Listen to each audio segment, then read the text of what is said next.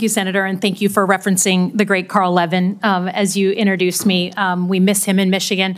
For those who I haven't met in my 1 week that I've been sworn into the Senate, I'm a CIA officer recruited after 9/11.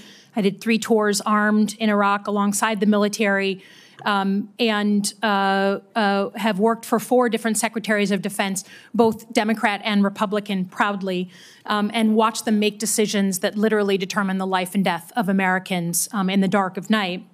I'm also a Democrat representing a state that Trump won, right? We both won on the same ballot. So I understand that President Trump has the right to nominate his people. We are going to have policies that we disagree with. All of that, to me, comes very standard. What I think I'm most concerned with is that no president has the right to use the uniformed military in a way that violates the U.S. Constitution and further taints the military as that apolitical institution that we all want, right?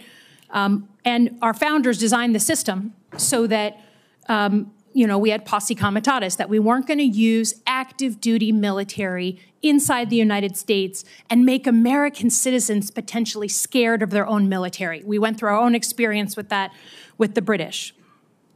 As the Secretary of Defense, you will be the one man standing in the breach should President Trump give an illegal order, right? I'm not saying he will, but if he does, you are going to be the guy that he calls to implement this order.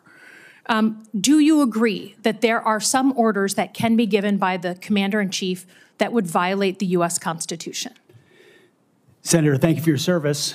But I reject the premise that President Trump is going to be giving illegal orders. No, I'm not saying he will. But do you believe there is such a thing as an illegal order that Joe Biden or any other president, Donald Trump, could give? Is there anything that a commander-in-chief could ask you to do with the uniformed military that would be in violation of the U.S. Constitution? Senator, anybody of any party right. could give an order that is against the Constitution or against the law. Right. Okay.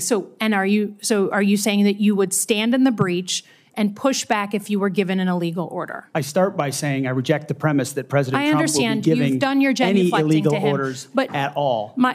This isn't a hypothetical, okay? Your predecessor in a Trump administration, Secretary Esper, was asked and did use uniformed military to clear unarmed protesters. He was given the order to potentially shoot at them. Helos flew low in Washington, D.C. as crowd control. He later apologized publicly for those actions. Was he right or wrong to apologize? Senator, I was there on the ground. I understand, and I respect that. I've been there. But you're about to be the Secretary of Defense that was involved in that moment. I was he right to? So he was legality and the Constitution. Sir, was he right or wrong to apologize? I'm not going to put words in the mouth of Secretary Esper or anybody else. He said them himself. You don't have to. What are you scared of? Did he do the right thing by apologizing? I'm not scared of anything, Senator. Then say yes or no. You can say no. The laws and the Constitution in any particular Donald scenario. Trump asked for the active duty 82nd Airborne to be deployed during that same time. Secretary Esper has written that he convinced him against that decision. If Donald Trump asked you to use the 82nd Airborne in law enforcement roles in Washington, D.C., would you also convince him otherwise? I'm not going to get ahead of conversations I would have with the president. However, there are laws and processes inside our Constitution that would be followed. President Trump said in November that he is willing to consider using the active duty military against the, quote, enemy within. Have you been personally involved in discussions of using the U.S. military active duty inside the United States? Senator, I'm glad we finally got to the topic of border security equaling national security because it's been abdicated and ignored for the last 4 years. That wasn't my question. I'm just asking, have you been involved? You're about to be the Secretary of Defense, potentially. Have you been involved in discussions about using the active duty military inside the United States?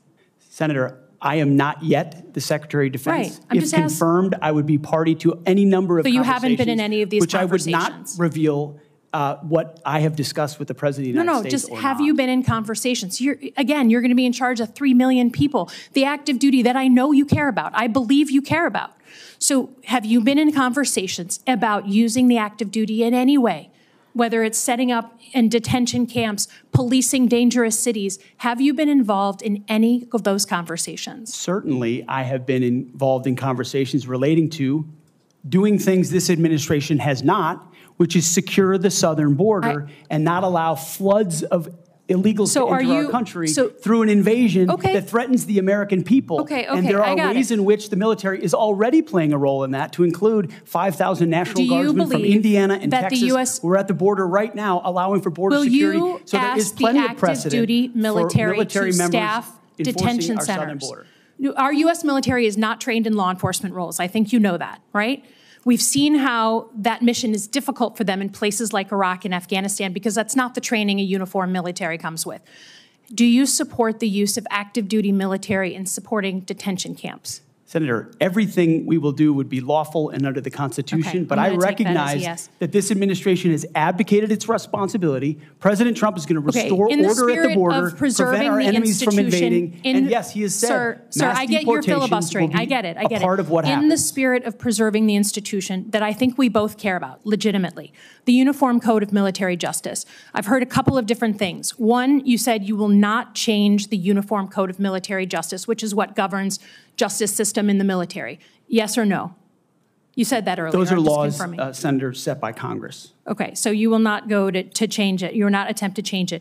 You also said that JAG officers are potentially people who put their own interests in their own medals and promotions ahead of the troops.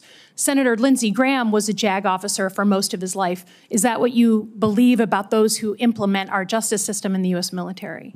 Senator, I was speaking about particular JAG officers I've had to deal with in my military experience, are you going to get not involved? About a member of the United States Senate. Are you, as Secretary of Defense, going to get involved in the implementation of the U.S. Military Code of Justice? Senator, ultimately, it will be a big part of my job to evaluate decisions vis-a-vis the Uniform Code of Military Justice. Yes. Have you seen is CQ Brown on your list in the Warrior boards to be removed from his position? Senator, every single senior officer will be reviewed based on meritocracy, standards, lethality, and commitment to lawful orders they will be given. Thank you, Senator Slotkin.